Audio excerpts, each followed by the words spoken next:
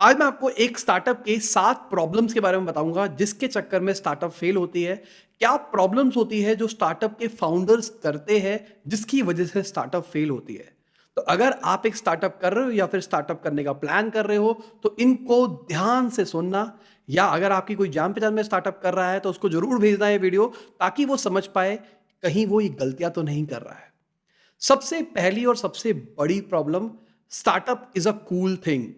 आजकल एक ट्रेंड बन गया है, सबको अपने नाम के आगे फाउंडर, सीईओ ये सब लगाने होते हैं, तो लोग स्टार्टअप फाउंडर बन के बैठे हुए हैं। मैं फन के लिए बोलता हूँ, अगर आप एक पत्थर उछालोगे हवा के अंदर ना, एक बंदे के ऊपर गिरेगा, वो बंदा बोलेगा भाई मैं स्टार्टअप फाउंडर हूँ, मुझे फालतू में बोल मैं एक फ्यूचर यूनिकॉर्न का फाउंडर हूँ। इस लेवल पे स्टार्टअप्स बढ़ रही है और इसका रीजन समझने की कोशिश करो। एक तो शार्क टैंक जैसे जो शोज आए उसकी वजह से लाइमलाइट में है, और पिछले कुछ टाइम से हम देख रहे हैं स्टार्टअप के जो फाउंडर है वो बहुत ज्यादा लाइमलाइट में आ रहे हैं। आज के टाइम पे लोगों को पैसा चमकता है और हमको पता लगता है एक स्टार्टअप फाउंडर जो सिर्फ 20 साल का था, उसने यूनिकॉर्न कंपनी खड़ी कर दी है। मतलब 7, 7.5, 8 हजार करोड़ की कंपनी खड़ी कर दी है। इतनी बड़ी कंपनी सिर्फ एक साल में मैं भी कर सकता हूं, तो वो मोटिवेशन आता है और कूल बनने के चक्कर में बहुत सारे लोग स्टार्टअप शुरू कर देते हैं। पर एक्चुअली स्टार्टअप शुरू कब करनी चाहिए? स्टार्टअप तब शुरू करनी चाहिए जब आपको कोई प्रॉब्लम बड़ी दिखाई दे रही हो और आप दिल से उस प्रॉब्लम को सॉल्व करना चाहते हो। यहां पे कूल बनने के लिए नहीं जाना है, क्योंकि स्टार्टअप की रियलिटी बिल्कुल उल्टी है। आपको मेहनत करनी पड़ती है, आपको अपने आप को घिसना पड़ता है। आपको लगता है कि एक स्टार्टअप शुरू करूंगा तो लाइफ आसान हो जाएगी।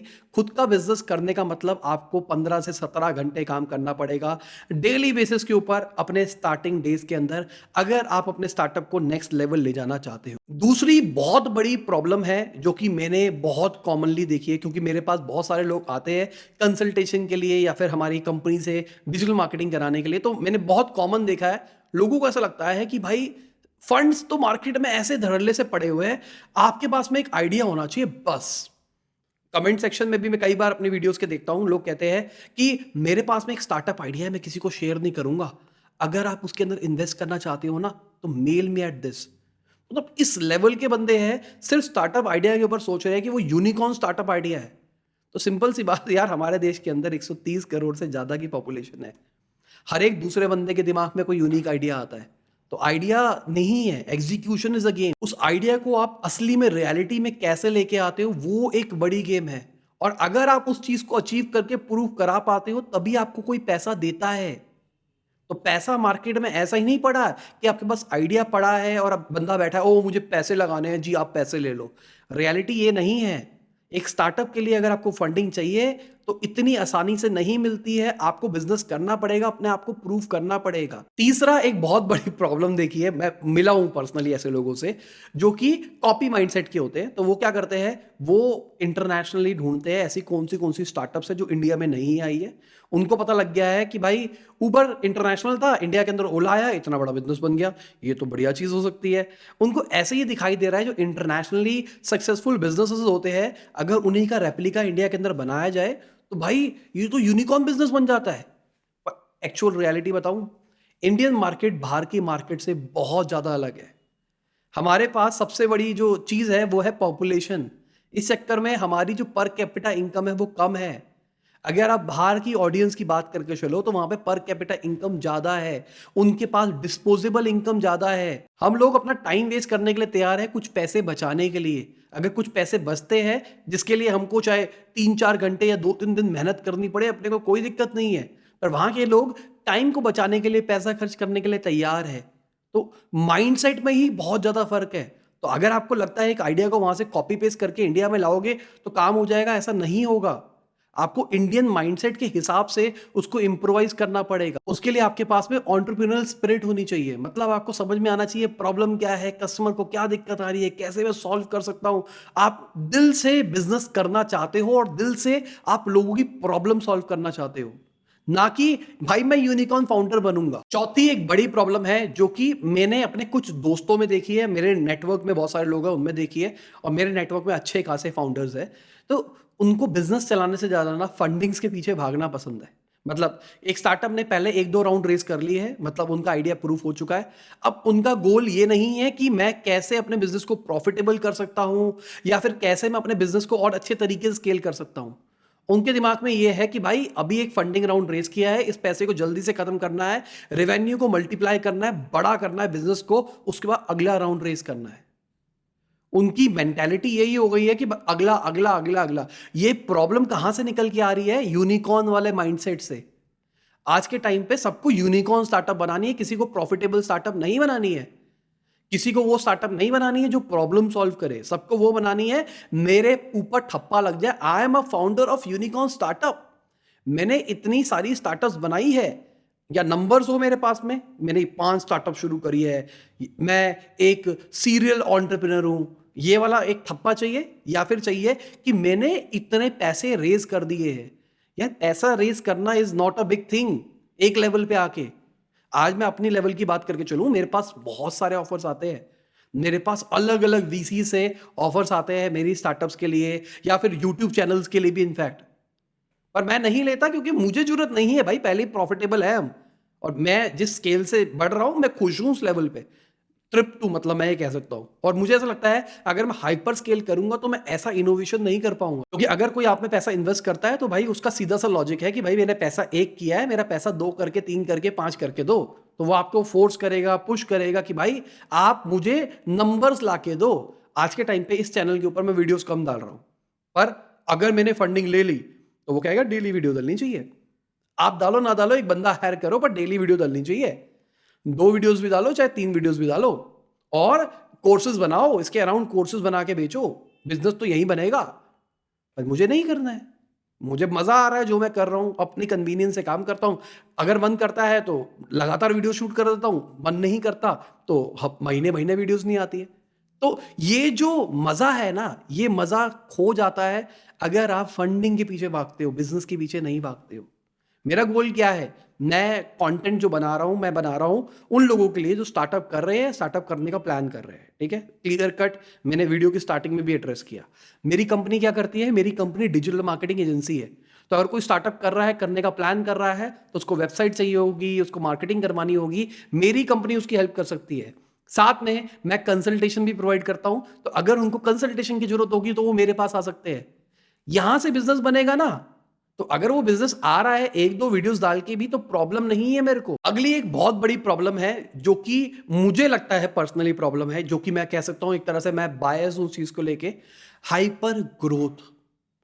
आजकल बहुत सारे स्टार्टअप फाउंडर्स के दिमाग में एक वर्ड आ गया है, हाइपर ग्रोथ। हाइपर ग्रोथ की डेफिनेशन क्या है?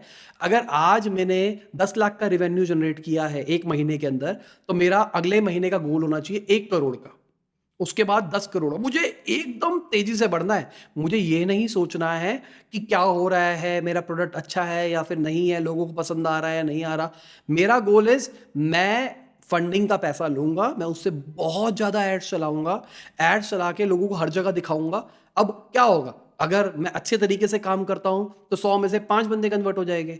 पर मेरे पास बहुत पैसा है, कोई दिक्कत नहीं, मैं 1000 लोगों को ऐड दिखाऊंगा, अब 100 में से 2 ही हो, पर ओवरऑल मैंने 20 बंदे कन्वर्ट कर दिए ना। जहां मैं 100 में 5 करता, जहां पे लॉजिकली अगर देखा जाए मैं 400 रुपए में उतने बंदे ला सकता था, पर मैंने 1000 रुपए खर्च करके उतने बंदे लाने में मुझे कोई फर्क नहीं पड़ रहा, क्योंकि मुझे स्केल करना है, मुझे जल्दी से यूनिकॉर्न बनानी है। तो ये हाइपर ग्रोथ वाला है ना, इससे बहुत सारी प्रॉब्लम्स राइज होती है। सबसे बड़ी problem, business failure. Business failure क्यों? आप एक प्रॉब्लम सॉल्व कर रहे थे, हाइपर स्केल के चक्कर में एक फीडबैक लूप होता है। जब आप एक बिजनेस निकालते हो तो आप अपने कस्टमर से फीडबैक लेते हो, मैं सही जा रहा हूं नहीं जा रहा। अब फिर कुछ करते हैं, मैं सही जा रहा हूं नहीं जा रहा, मैं सही जा रहा हूं। और ये जो फीडबैक लूप है ना, ये खत्म हो जाता है हाइपर ग्रोथ के टाइम पे। क्योंकि आज हमने जो प्रोडक्ट बेचा है ना, जरूरी नहीं है 1-1.5 महीने के बाद हम वही सेम चीज कर रहे होंगे।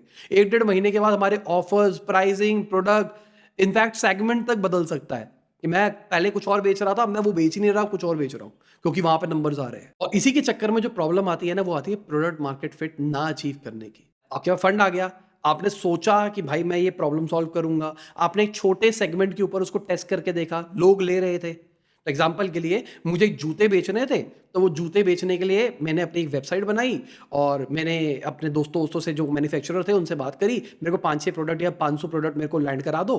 वही मैंने अपनी वेबसाइट से बेचा, वो बिक गए, लोगों को पसंद आए वो जूते। अब ये डेटा लेके मैं एक इन्वेस्टर के पास चला गया, इन्वेस्टर से मुझे पैसा मिल गया। अब इन्वेस्टर ने कहा भाई अब आपको रन रेट निकाल के आनी है। अब इन्वेस्टर का पैसा आया, मैंने 500 जूते बेचे थे, 6 महीने के अंदर। आज मुझे वही 500 जूते 1 महीने के अंदर बेचने हैं। तो मैंने ज़बरदस्ती स्केल करके बेचने की कोशिश करी, फिर खत्म हो गए, फिर मैंने नया लॉट 1000 जूते, 2000 जूते महीने के अंदर बेचने हैं, 5000 जूते महीने के अंदर बेचने हैं। पर देखो, समझो, एक जब एक प्रॉब्लम छोटी होती है ना, तो उसके जो ऑडियंस होती है वो भी ज़्यादा शोर नहीं मचाती है। अभी के टाइम पे अगर मैं आपको जूते बेच रहा हूँ, ऐड दिखा रहा हूँ, एक 500 रुपए का मैंने आपको जूता बेचा एग्जांपल के लिए, और सिर्फ 500 लोगों को बेचा ना, तो जरूरी नहीं है वो 500 के 500 लोग क्रिटिसाइज करेंगे, उनमें से कोई भी मुझे क्रिटिसाइज करेगा, एक दो कर देगा। यही रीजन है कि अगर आप, मैं यूट्यूब का एग्जांपल लेके चल रहा हूं, अगर आप एक छोटा यूट्यूब चैनल देख रहे हो सब्सक्राइबर्स की टर्म पे, जिसपे 500 सब्सक्राइबर्स, 1000 सब्सक्राइबर्स है, शायद आप उस पर कमेंट करना नहीं पसंद करोगे। बहुत रेयर चांसेस होंगे जब आप कमेंट करोगे। पर यहीं अगर वो चैनल का साइज बढ़ जाएगा ना, व्यूज बढ़ जाएगा, सब कुछ बढ़ जाएगा, तो चांसेस है कि आप फीडबैक दोगे अपना। तो यही प्रॉब्लम आ रही है। जब तक हम 500 प्रोडक्ट बेच रहे थे तो हम छोटी ऑडियंस को एड्रेस कर रहे थे। जहां पे हम बात कर रहे हैं 20,000, 30,000, 50,000 प्रोडक्ट बेचने की, वहां पे हम दबा के एडवर्टाइजिंग कर रहे हैं।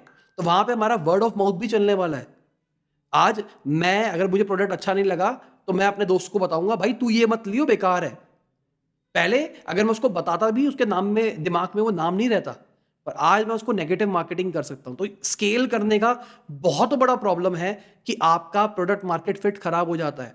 आपको छोटे लेवल पे लगता है वो अच्छा है, पर जैसे इसको स्केल करते हो तो वो जो प्रॉब्लम्स होती है, वो प्रॉब्लम भी बहुत ज्यादा बढ़ जाती है। इसके साथ एक और प्रॉब्लम आ रही है, टैलेंट और कॉम्पिटेंसी। आपका टैलेंट भी उस लेवल से ग्रो नहीं कर रहा है। अगर आपके पास में फंड्स नहीं होते हैं ना, अगर आप सिंपल से हाइपर स्केल, हाइपर ग्रोथ की तरफ नहीं जा रहे हो। हाइपर ग्रोथ, सीधा सा लॉजिक ये है, हाइपर ग्रोथ का मतलब ये है, मैंने फंडिंग ले ली है और मैं यूनिकॉर्न वाले रास्ते के ऊपर जा रहा हूं, मुझे कोई प्रॉफिटेबिलिटी का कोई लेना देना नहीं है। मेरा मतलब है पैसा रेस करना है और जल्दी से कोशिश करनी है, खत्म करना है, ताकि रिवेन्यू बढ़े, अगले राउंड के अंदर फिर मैं पैसा रेस करूंगा। बस मेरा गोल ये है। तो यहां पे मैं एज अ इन्वेस्टर पिचिंग के अंदर तो अच्छा हो रहा हूं, पर बिजनेस कैसे रन करना है, टीम को कैसे मैनेज करना है, जो भी स्किल्स चाहिए मेरे काम के अंदर, वो कैसे होंगे, वो सब नहीं आते हैं। और अगर मैं एक्सपीरियंस की बात करके चलूं, तो आपको लग रहा है कि आपने 2 साल का, 3 साल का, 5 साल का एक्सपीरियंस ले लिया है, पर वो एक्चुअल बिजनेस एक्सपीरियंस नहीं है, वो फंडिंग राउंड एक्सपीरियंस है। और ये हार्श रियलिटी बता रहा हूं मैं, ये सच्चाई है एक इकोसिस्टम की, जो आपको माननी पड़ेगी। छठी प्रॉब्लम है कल्चर। अब ये कल्चर ना बहुत ही मस्त चीज हो गई है, ऑफिस कल्चर। देखो, दो साइड ऑफ स्टोरीज है। एक साइड ऑफ स्टोरी है जो पुराना, जो बिजनेसमैन है उसका वाला। अगर मैं अपने पापा की बात करके चलूं या अपने पापा के दोस्तों की बात करके चलूं, उनका वाला। उनका लॉजिक क्या है, अगर हमने एम्प्लॉय को सैलरी दी है तो वो खाली नहीं बैठना चाहिए, बस बात खत्म। वो खाली बैठा है तो उसको कोई और काम दे दो जिसके लिए उसको हायर भी नहीं किया गया। तू ये कर दे, तू वैसा कर दे, तू वैसा कर दे। अगर आप एक फैमिली बिजनेस से बिलोंग करते होगे तो आपने ये देखा होगा, ये एक कॉमन प्रैक्टिस है।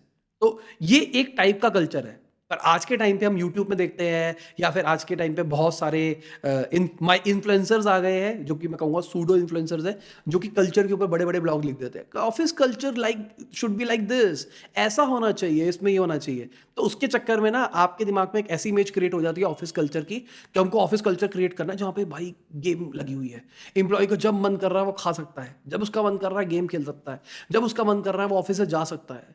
अगर उसको मन कर रहा है आने का तो आए, वरना नहीं आए।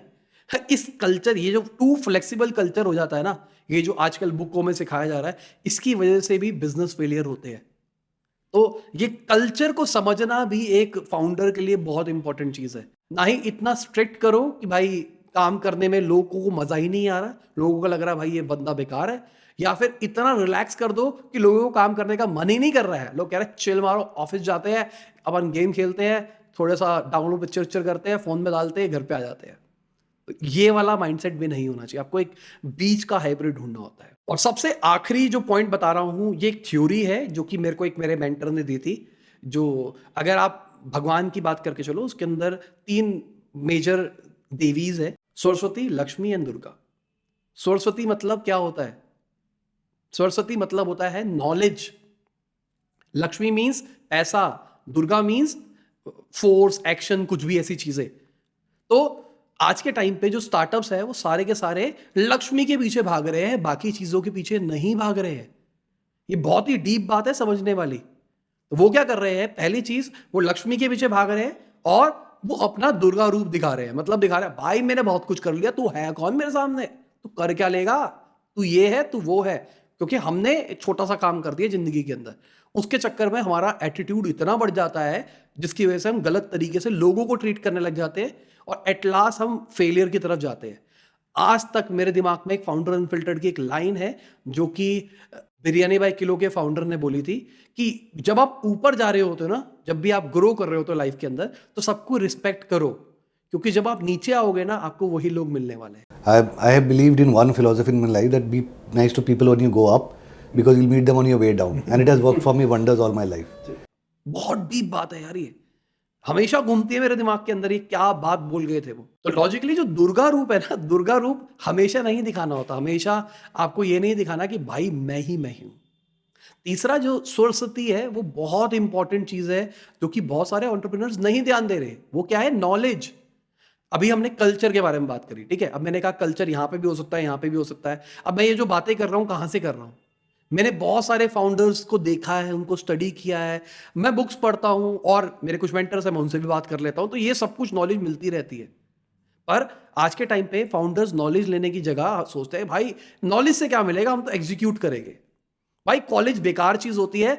अगर 10 लाख रुपए कॉलेज या फिर किसी कोर्स के अंदर खर्च करने की जगह 10 लाख मैं बिजनेस में बनाता, मैं यहां से यहां बिजनेस बना लेता। एक नया माइंडसेट क्रिएट हो रखा है। पर अगर आप पहले 10 लाख रुपए अपनी एजुकेशन के ऊपर खर्च करके ढंग से, या फिर 5 लाख रुपए एजुकेशन के ऊपर खर्च करके 5 लाख रुपए इन्वेस्ट करते हैं ना, तो जहां आप शायद 50 लाख बना पाते, वहां शायद आप 1 करोड़ बना पाओगे। तो नॉलेज बहुत इंपॉर्टेंट चीज होती है।